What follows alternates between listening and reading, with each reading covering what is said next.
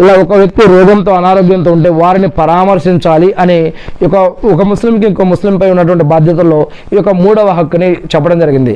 ఇక 4వ హక్కు ఏమిటంటే ఆహ్వానిస్తే ఆహ్వానాన్ని స్వీకరించాలి అని. అంటే ఎవరైనా ఒక ఇస్లాంకి సంబంధించి ఇస్లాం పద్ధతుల్లో, జీవన పద్ధతుల్లో, ఆరాధన పద్ధతుల్లో ఎవరైనా ఒక ముస్లిం ఇంకొక ముస్లింకి ఏదైనా ఒక దావత్ ఇస్తే, దావత్ అంటే ఇప్పుడు హకీకా కానీ లేకపోతే ఇంకా ఇఫ్తార్ కానీ ఇంకేదైనా ఇటువంటివి ఏదైనా విందులు ఉంటే ఒక గెట్ టుగెదర్ విందు కానీ ఇటువంటివి ఏదైనా ఇస్తే ఇస్లాం పద్ధతుల్లో దాంట్లో షిర్క్ ఉండకూడదు, దాంట్లో బిదాత్ ఉండకూడదు, దాంట్లో హరాం ఉండకూడదు, దాంట్లో వడ్డీ ఉండకూడదు, ఇలా ఇంకా కొన్ని షరతులు ఉన్నాయి. అదేవిధంగా ఇస్లాంలో లేని పద్ధతులు దావతలకే కాదు, ఇస్లాంకి వ్యతిరేకంగా ఉన్నటువంటి దావతలు కాదు, ఇస్లాంకి అనుగుణంగా ఉన్నటువంటి దావతలకు కనుక పిలిస్తే ఒక ముస్లింపై ఇంకొక ముస్లింకి ఉన్నటువంటి హక్కులు వాటిని స్వీకరించాలని కూడా చెప్పడం జరుగుతుంది.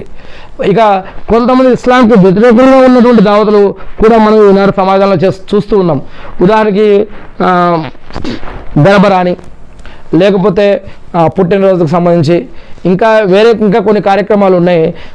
అవన్నీ కూడా ఇప్పుడు మనం చెప్పుకుంటే ఇక్కడ ఉన్నటువంటి సమయం మనకు సరిపోదు. మీకు విషయం అయితే అర్థమై ఉంటుంది. ఏదైతే ఇస్లాంకి అనుగుణంగా ఉన్నటువంటి దావతులు అయితే కనుక ఒక ముస్లిం ఇంకొక ముస్లింకి కనుక పిలిస్తే వాటిని స్వీకరించాలి. ఇస్లాంకి వ్యతిరేకంగా ఉన్నటువంటి దావతులు కాదు, ఇస్లాంకి అనుగుణంగా ఉన్నటువంటి దావతులు. ఇకపోతే 5వది సలహా కోరితే శ్రేయోభిలాషిగా సలహా ఇవ్వాలి. అంటే మషవరా, ఒక వ్యక్తి ఏదైనా ఒక సలహా అడిగితే ఆ సలహా ఇవ్వాలి. ఎవరైనా చెడు నుంచి ఆపాలి, మంచి వైపుకి ప్రోత్సహించాలి. అదేవిధంగా ఇంట్లో ఒక మంచి సలహా, ఒక పెళ్లి కానిటువంటి వారికి పెళ్లి చేయడం, ఏదైనా సమాజ సేవ చేయడం, ఏదైనా తప్పు జరుగుతూ ఉంటే వారిని ఆ తప్పు అని చెప్పి వారిని ఆపడం. 3 విషయాలు ఉన్నాయి దీంట్లో. ఏంటి, ఎవరైనా తప్పు చేస్తున్నారు అనుకోండి, సపోజ్ మన ఫ్రెండ్ ఎవరైనా తప్పు చేస్తున్నారు, వారికి వెళ్ళి పట్టుకొని బాబు నువ్వు తప్పు చేస్తున్నావు, చేయకూడదు అని చెప్పి మన యొక్క శక్తి ద్వారా వాళ్ళని ఆపడం కోసం ప్రయత్నించాలి.